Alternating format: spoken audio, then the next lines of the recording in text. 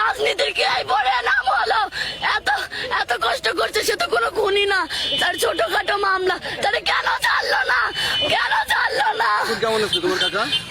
কে আমার ভাইয়া, তার আমি দুলাভাই না, আমার নিজের ভাইয়ের চোখে দেখতাম, সে তার কোনোদিন কাঁদতে দেখিনি। লাস্ট 11 মাস আগে সে অ্যারেস্ট হয়েছিল গোপালগঞ্জ থেকে।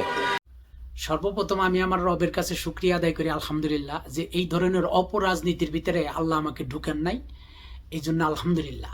এই যে দেখেন, একটা মানুষ মারা গেছেন, একজন রাজনীতি করে বিদায় তিনি অপরাধ করতে পারেন, কিন্তু তার ফ্যামিলি তো কোনো অপরাধ করে নাই। এই দেশে বড় বড় খুনিদের জামিন হয়, বড় বড় খুনিদের প্যারোলে মুক্তি হয়, কিন্তু মানবতার দিক দৃষ্টি দিয়েও এই মানুষটাকে শেষবারের মতো হইলেও তাকে প্যারোলে মুক্তি দেওয়া উচিত ছিল। দেখেন আজব কাহিনী, লাশ যাইতেছে কারাগারে দেখা করার জন্য। এই পৃথিবীতে এই প্রথম দেখলাম আমি এরকম ঘটনা। তা রাজনীতি যারা করেন তারা হিসেব নিকেশ করে রাজনীতি করেন। এই খুন খারাপি, হত্যা, রাজনীতি, দখলবাজি, সাদাবাজি, এগুলো আপনারা বন্ধ করেন। আর এইগুলো যদি বন্ধ না করেন, আপনারা নিজেরাও ধ্বংস হবেন, আপনাদের পরিবার পরিজনও ধ্বংস হবে।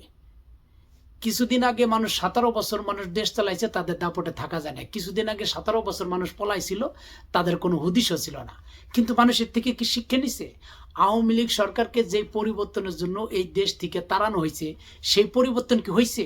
তাহলে আওয়ামী লীগের কোন দোষটা ছিল? আমি সেটা শুনবা চাই আপনাদের কাছে। যদি সেই পরিবর্তনই না হয়, তাহলে তো আওয়ামী লীগ সরকার এই দেশের জন্য ঠিক ছিল।